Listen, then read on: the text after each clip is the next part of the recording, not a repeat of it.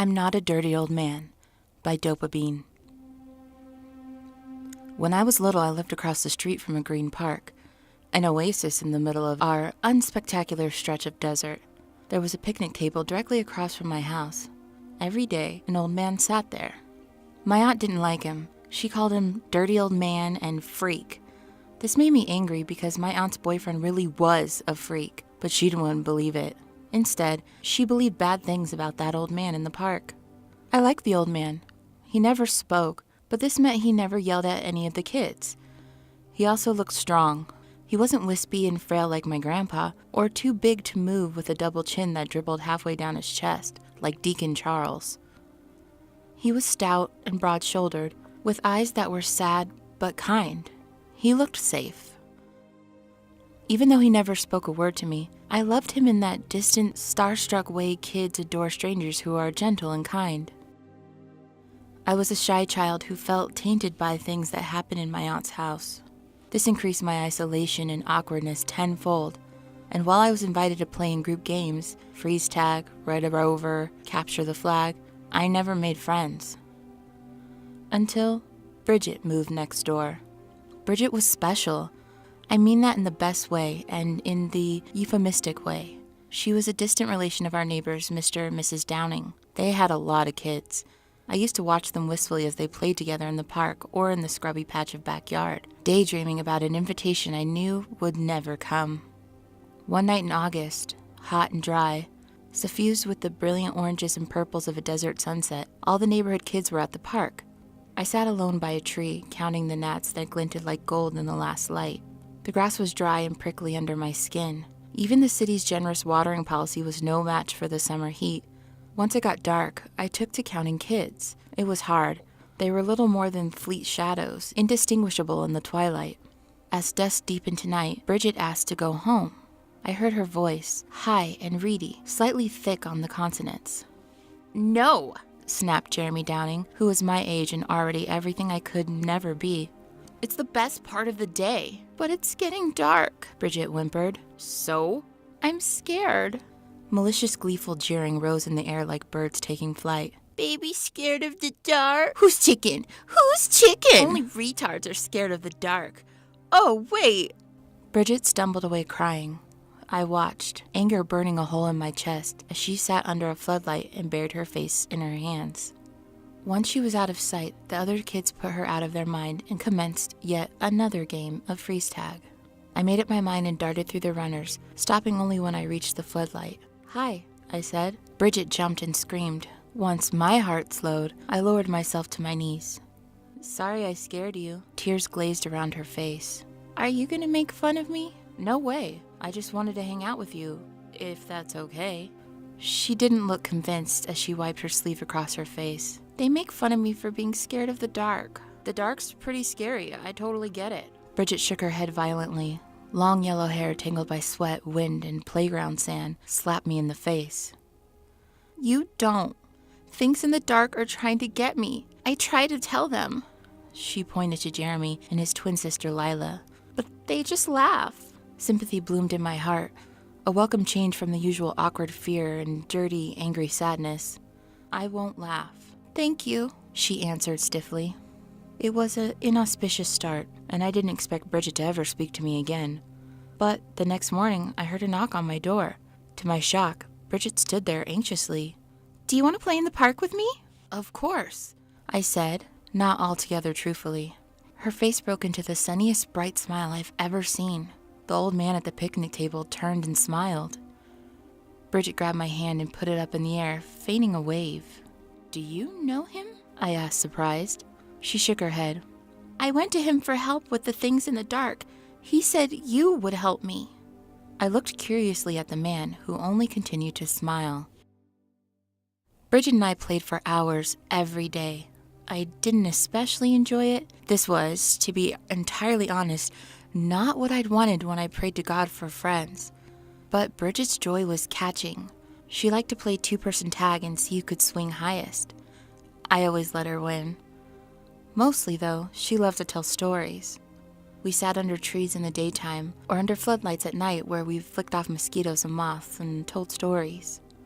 I told her fairy tales, To my shock and sadness, Bridget had never heard them. The stories she told were simply and almost uncharmingly silly, about the beetle crawling through the grass, or the grubs inching their way through the tree bark, or the ground squirrels flitting around on the ground. Sometimes the heat was too much and I'd fall asleep. When I awoke, I'd find myself surrounded in a ring of freshly picked dandelions, with Bridget watching solemnly at my side. But one night, her stories changed. It was the last Monday before school. Dusk had come and gone. The park smelled hot and dry, like crisp grass and thirsty dirt, wilting leaves and overheated birds. Kids started about screaming and laughing more forcefully than usual, working hard to pretend vacation wasn't nearly over, maybe. Nothing feels quite as melancholy as the last week of summer. I'm gonna tell you a different story, Terry. Bridget watched the other kids with an uncharacteristic flatness. This one's true. Okay. Lila had just run past and I was straining to keep her in sight. I noticed her, really seen her, I guess, a few days ago. And more than anything, more than friends, more than getting away from my aunt and her boyfriend, I wanted her to see me too.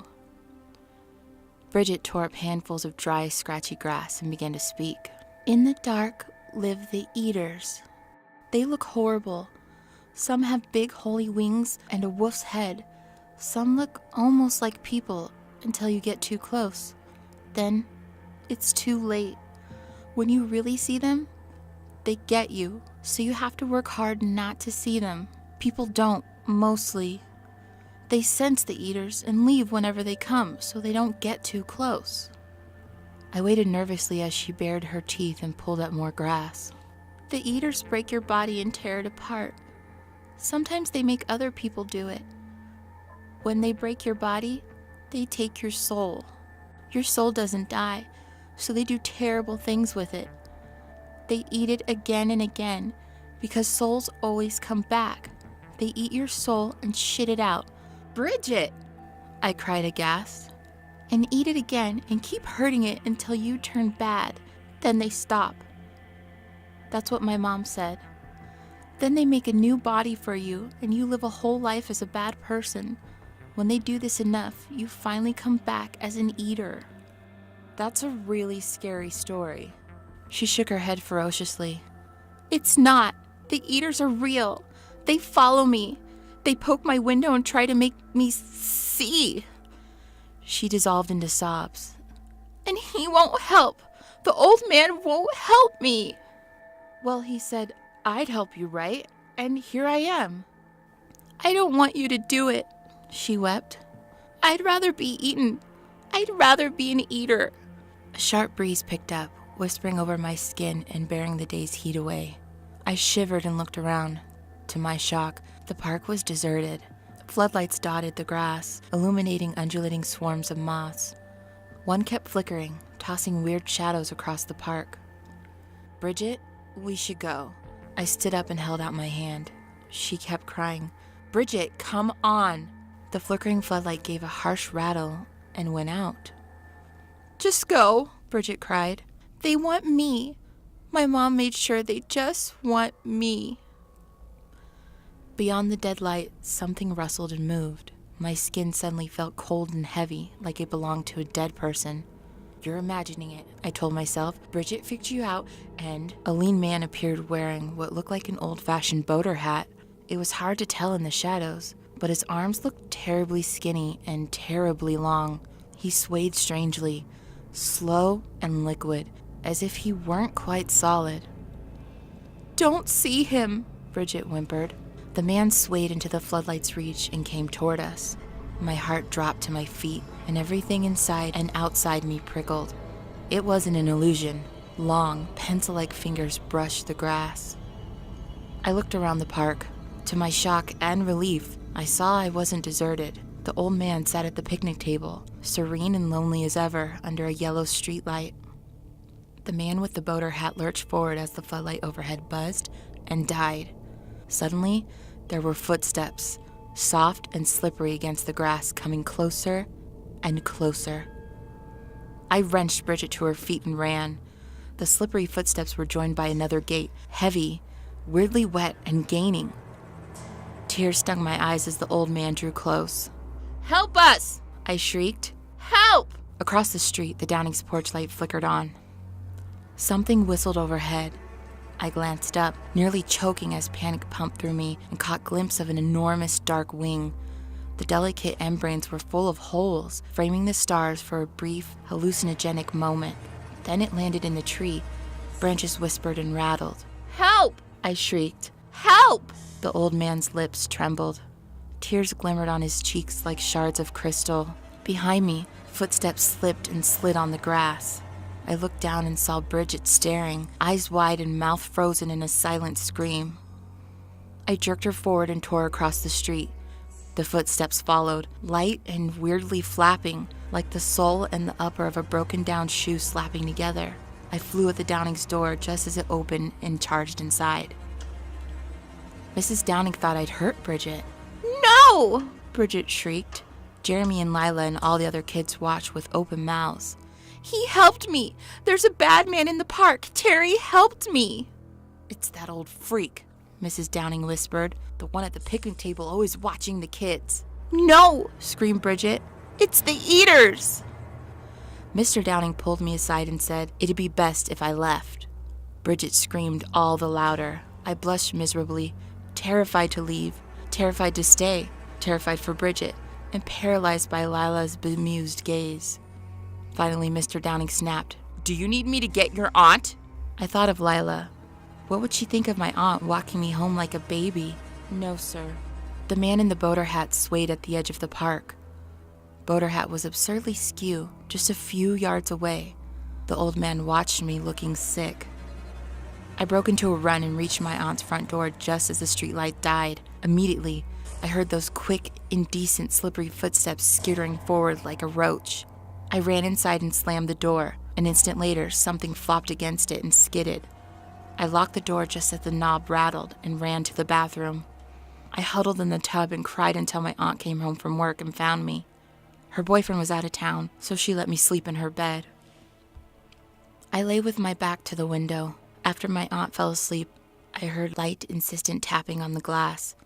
As the moon rose, shadows of long, malformed arms sliding across the comforter, I buried my face in the pillow and plugged my eyes.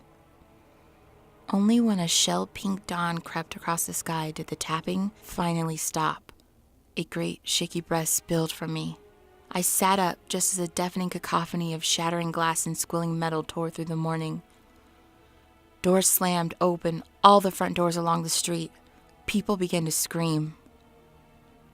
I ran outside, impervious to the rocks and splintering grass cutting my feet. A twisted wreckage lay in the middle of the road. Shattered glass littered the asphalt, reflecting the pink and gold sky. As I drew closer, I saw smears of blood and an incomprehensible pale shred. Only when I saw thin, yellow hair attached to one of those blood-soaked pieces did I understand what I was seeing. My skin tightened around my body like a sodden, rotted blanket. The old man at the picnic table, sobbing. Behind him, lingering on the far edge of the park, the man in the boater hat swayed and twitched. Mr. Downing was on his way to take Bridget to a doctor appointment when another car sped down the road at 80 miles per hour. No one survived. Although the first responders, one of whom was my aunt's friend, said that the bodies were reasonably intact, except for Bridget's, like she'd been pulled to shreds. I heard this 3 days later while my aunt and her friend gossiped over coffee. Tears scorched my eyes. I glanced out the window. The park had been empty since the accident. Even the old man was gone. Except he was there now. I weighed my options briefly. He knew something about Bridget, I was sure of it, and it was high noon, bright and clear. So I barged outside and across the street. I beelined for the old man, practically spitting as the rage built. I meant to unleash it, to overpower him with my pain. Instead, I burst into tears and sank to the ground beside him. I felt like I was being gutted, like every sob was a knife slicing me from throat to belly. Except this hurt was worse than that. This hurt worse than anything. After a while, he set a hand on my shoulder. "You told her I could help her," I sobbed. "You lied." I didn't lie. You can help her. I looked up. In his slack, exhausted face, only his eyes seemed alive, gentle and bright and kind. He patted the bench. I stood and obediently took a seat. The eaters are real, he said. I can't fight them. It's against the natural order. They must do what they will do until the end of time, at which point they will be judged. I promise. He paused, eyes shimmering. Tears plopped to the grass. He wiped his face, a gesture so like Bridget's. When eaters take people, when they take souls, they torture them. They try to make more of themselves. Often they succeed, often they don't. The victims who hold on are tortured until the end of time, at which point they will be freed and suffer no more. But until then, they hurt more than any of us can imagine. I started to cry again. The eaters have one weakness, one thing the natural order will not let them challenge: self-sacrifice. Someone can, upon their death, take the victim's place. The victim suffers for one lifetime, then they are free, and the self-sacrificer takes their place. And they become an eater? I said quietly. Or they suffer forever. With the knowledge, the old man said gently, that forever will be a blink of an eye compared to the peace and joy that comes after. I thought of losing Bridget, of my loneliness, of my sadness, of my aunt's boyfriend, of everything I'd lost and everything I'd never have. I knew what it meant to suffer. I knew what it meant to hurt. I knew what it was like to live with an eater. And I knew, then and now, that I could handle it. Can I take Bridget's place when I die? The old man's face broke into a beautiful smile, a divine smile, an otherworldly smile, the smile of an archangel. You may. Then I will. He touched my face, warmth flowed through me, and joy and gentle, all-conquering peace. When you are alone with them in the dark, remember me and I will comfort you. You helped Bridget, so I will help you always. We sat for a long time. At some point, I realized I was alone. The peace persisted. I sat until long past dark. The eaters didn't come, but the kids did, their laughter echoing along after I went home. It's already been 40 years, and I'm afraid. Sometimes I wake up in the middle of the night, terrified and panicked. What have I done? I wonder. What did I do? Why did I do it? But then I remember the old man with the smile of an angel and think of Bridget. And then I remember why. And I smile.